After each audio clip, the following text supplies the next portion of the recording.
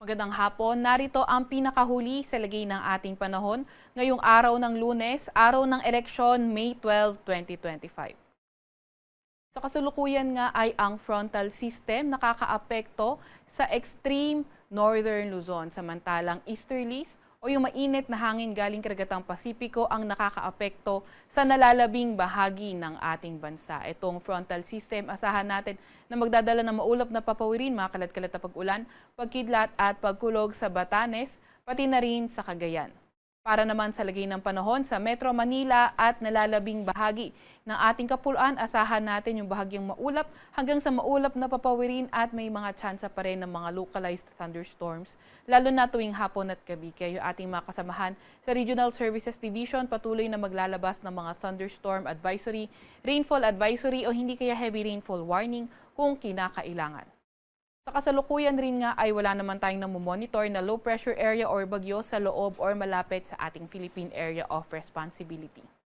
Para naman sa lagay ng ating panahon bukas, inaasahan pa rin natin sa may Batanes at ilang bahagi nga ng Cagayan ay posible pa rin magpadala ng mga pag-ulan itong frontal system. Para naman sa lagay ng panahon sa Metro Manila and the rest of Luzon, asahan pa rin natin ang fair weather condition, mainit at maalinsangan umaga hanggang tanghali. At pagdating ng hapon, tumataas ang mga tsansa ng mga thunderstorm.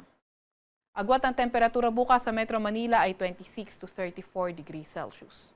Sa Lawag naman ay 25 to 33 degrees Celsius. 25 to 33 degrees Celsius rin naman sa Tugigaraw. Sa Baguio ay 17 to 24 degrees Celsius, 23 to 32 degrees Celsius sa Tagaytay at 26 to 33 degrees Celsius naman sa may Legazpi. Agwat ang temperatura bukas sa Puerto Princesa ay 25 to 33 degrees Celsius at 26 to 34 degrees Celsius sa Kalayaan Islands. Para naman sa lagay ng panahon bukas sa may Visayas at Mindanao, inaasahan natin patuloy pa nga rin ang fair weather condition at may mga tsansa pa rin ng mga localized thunderstorms lalo na tuwing hapon at gabi. Agwat ang temperatura bukas sa Cebu ay 27 to 33 degrees Celsius. 25 to 33 degrees Celsius sa may Iloilo, 26 to 33 degrees Celsius sa may Tacloban, 25 to 32 degrees Celsius sa Cagayan de Oro, 25 to 33 degrees Celsius sa Davao, at 25 to 34 degrees Celsius naman sa may Zamboanga. Para naman sa lagay ng ating karagatan, wala pa rin tayong nakataas na gale warning sa kahit na anong dagat baybayin ng ating bansa. Pero ingat pa rin sa mga papalaot sa extreme northern Luzon dahil magiging katamtaman hanggang sa maalon ang karagatan. Para sa 3-day weather outlook ng mga pangunahing syudad natin, nakikita nga natin sa Metro Manila, Baguio City at Legazpi City, magpapatuloy pa rin yung bahagyang maulap hanggang sa maulap na papawirin at may mga tsansa ng mga thunderstorms, lalo na tuwing hapon at gabi. Gayunpaman, sa extreme northern Luzon, until Wednesday, posible na magdala ng mga paulan ang frontal system. Kaya ingat, lalo na sa mga uulanin, sa mga susunod na araw at mga nakaraang araw pa sa mga banta ng pagbaha o hindi kaya pagguho ng lupa.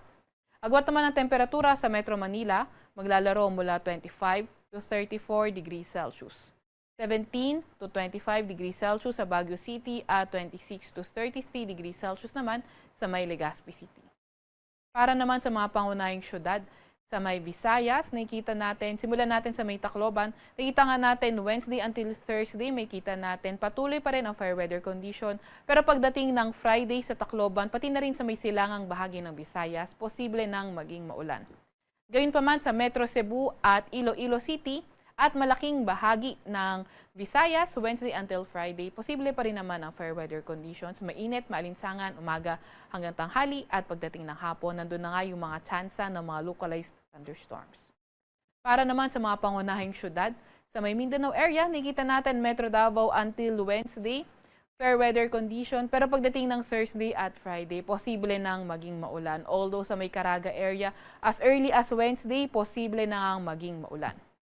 Gayunpaman sa may Cagayan de Oro at Tacloban City at sa nalalabing bahagi ng Mindanao, Wednesday until Friday, nakikita pa rin naman natin na magpapatuloy ang bahagyang maulap hanggang sa maulap na papawirin, mainit at malinsangan morning until noon at pagdating ng hapon, nandun na nga yung nagsisimula ang mga tsansa ng mga thunderstorms.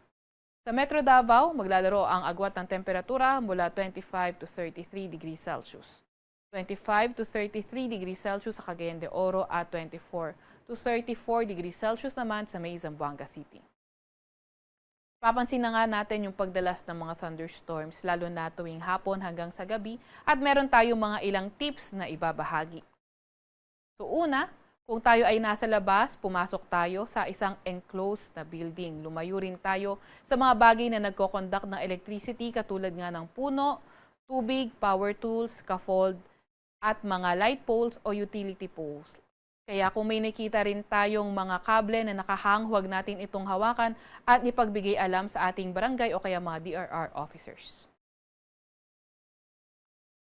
At huwag tayo mag-stand out in the open. Kung tayo nga ay nasa open area, hanggat maaari tayo ay mag-squat at magtakip ng tenga. Nag-squat tayo para it makes us a smaller target kung may kidlat at kino-cover natin yung ating ears para protektahan ang ating tenga sa malalakas na tunog ng kulog.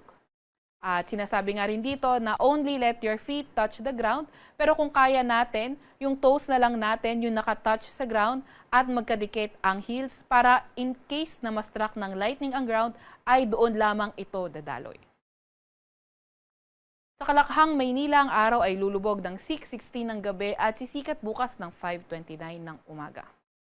Huwag magpapahuli sa update ng Pag-asa. I-follow at i-like ang aming X at Facebook account, DOST_Pag-asa. Mag-subscribe din sa aming YouTube channel, DOST-Pag-asa Weather Report.